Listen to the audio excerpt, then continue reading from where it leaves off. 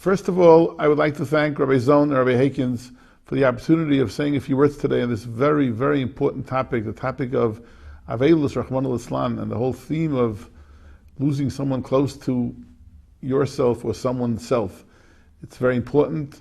Not enough has been done in this. I want to say that to me, Rabbi Zon is synonymous with what a Chevra Kedisha should be all about. To me, he's the chashivste person in this country, dealing with Chevra Kedisha and Yonim, and Tavai Olav, and both of you brachas for all the wonderful work you're doing. It's real chesed shel emes, as Chazal tell us, real chesed shel emes. The critical element to me, I think, about Aveilus and being menachem over someone is the concept that you're not going for yourself. You're not going because you have to make a NICHUM Aveil visit, because you have to show your face so that the Aveil or Aveila will know that you were there. You are going there to mechazik the Aveil. They've just gone through trauma, all kinds of trauma, some more difficult trauma, some less difficult trauma, but regardless, when someone dies in an immediate family, it is difficult. And you're going to give chizuk, and the way to give chizuk is by going down to the home at a reasonable time, and not dafka hacking a chainik. On the contrary, you're going down there to hear about the person that was nifter or nifteris. You want to hear good things about their life, and your job is to bring out this type of machshavas and shmusing from the Avelim. They have much to say, even if the person was let's say, is there such a thing as a simple balabas or balabasta? Even if the person was a simpleton, if there's such a thing as a simpleton. People have great qualities, and you're going down there to hear those qualities, which will be a merdik aliyah for the neshama and a chizuk to the family. The idea is not to find out dafka what happened the last day, and how did they die, and when did they die, and how long were they living, and how long did it take. Those are narishkeiten. Those are not the important things in Aveilus. In Aveilus, you're going over there to give chizuk to the neshama. The Welt says the reason why you say Amaki Menachem Eschem B'Serech Shar Aveilitzin Rishalayim, even to one individual, Eschem is plural, and you don't really say Eischa, is because the neshama is hovering in the house the home where she was last, and the neshama is there, and the oval is there. So even if it's one person sitting shivah, you're going there to give an aliyah to the neshama and to make the people feel good about their person that they're grieving for. That is the key. Therefore, you don't ring the doorbell at 11:45 at night and hope that they're still up, because you're hoping that they're really sleeping, because you want to be good to them. 10 o'clock is, I think, standard. That would be a wonderful thing. I think if Klal Yisrael got together and made a decision that 10 o'clock, you just don't go b'menachem after 10 o'clock, like most people don't go the first few days. 10 o'clock is a cutoff. People need some rest. It's a very hard, draining experience sitting shiva.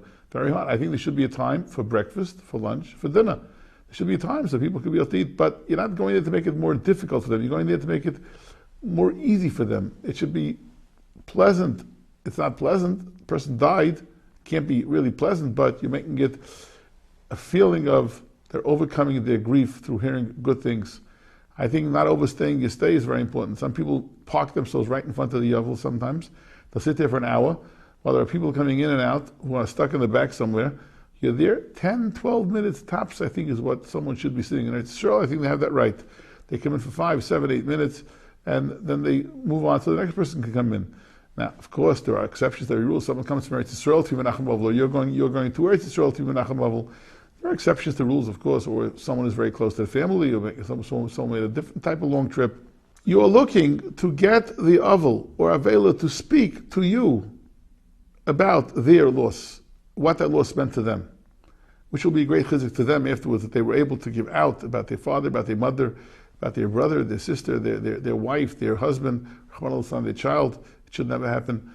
That's what you want to accomplish. That's what you want to accomplish. You want to bring tanchumim. You want to bring real tanchumim, real comfort to the people that are sitting shiva.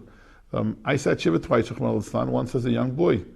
And I have great memories. I have great memories of Rabbi Feinstein coming to Menachem Avolos. It's a great memory of my father being nifter. No, my father's yahrzeit is coming up in a few days, 48 yahrzeit. It's a long time. Still, I remember Rabbi coming into the house and telling us about our father. Sure, it's Rabbi speaking, or Yaakov Kamenetsky, or the other Gedolim who came at that time to visit. But I remember the things they said to us about our father. I was much older, of course, when my mother was in Teres around 17 years ago. But to hear wonderful things from so many people about my mother was a chizuk for us. And of course, we know it's a chizuk for the neshama of the nifteris or the nifter. We know that, of course. So that's our tafkid and our job to go there.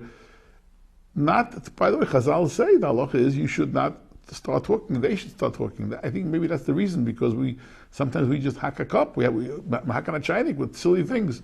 If the nifter, it's hard sometimes for them. Sometimes the nifter and the terrorists are not in the mood to speak. So you have to start talking. But where you can elicit from them responses about what you want to know, about the good things about their father and mother, you can go back early generations too. Does not have to be dafka about the person that person is sitting shivah for. Lav dafka, it could be also for the grandparents and the history of the mishpacha, to hear more about the family, what the family has done, and what they meant to so many people. That's the tachlis, I think, of shivah, the tachlis of doing the right thing, and that's what we're looking to do. Again, the aside, I think, should be not to do what's best for you, the menachem. You're looking to do what's best for the one you are going to be menachem, the one that's receiving the nichum, the one that's receiving the rachama, how to make them feel comfortable. Joking, on the other hand, is not appropriate either. Sometimes you know, to base level, there's kibitzing and joking around. That's not what Chazal intended for nichum avelim. They tended to really speak about the person who passed away and to give chizuk to those that are still sitting there in a kavadika, nice, menschliche, oifen fashion.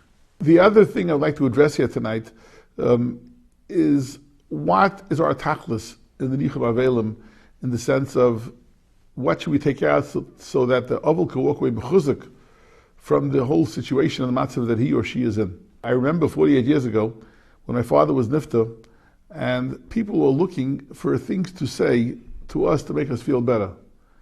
One of the things we heard again and again was, how lucky you are, your father didn't suffer, because he was nifta in a second. My father lay down, took a deep breath, and was nifta. Those were terrible words of NICHUM, that he didn't suffer. We were all suffering. My father was nifta suddenly. I was learning in Philadelphia yeshiva at the time, and Rishul Kamenetsky woke me up in the morning, your father is sick, whatever, and my whole life turned over upside down. So the fact that he didn't suffer is not words that the oval can hear or not hear. When my mother was nifteris 17 years ago, what people said again and again was, wow, you had time to say goodbye because she was sick so long. So you hear the stira, people are trying to say the right thing.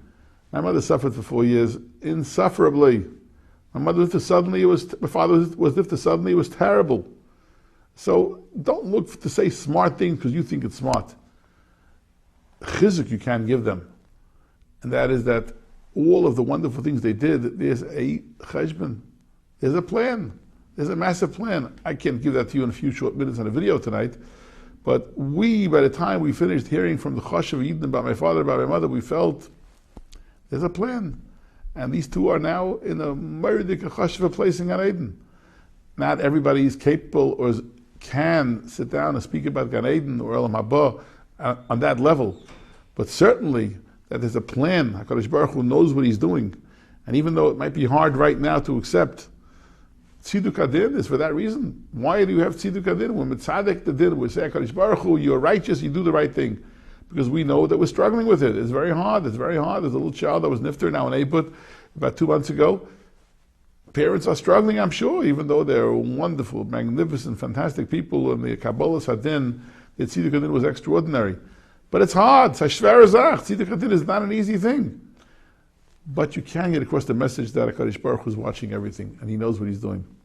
And in the span of history, their lives will go down as lives that they helped so many people, and they did for so many people, and they built mishpachas. Doesn't matter if the person was a chashav, a gadol, the person was a more simple person, doesn't matter. Each one in his or her own right built a family, even if they did not build a family, but they accomplished in life, and upstairs that's what counts. There's cheshbonos to everything. That's a message which I don't know if everyone can give over. It's not easy.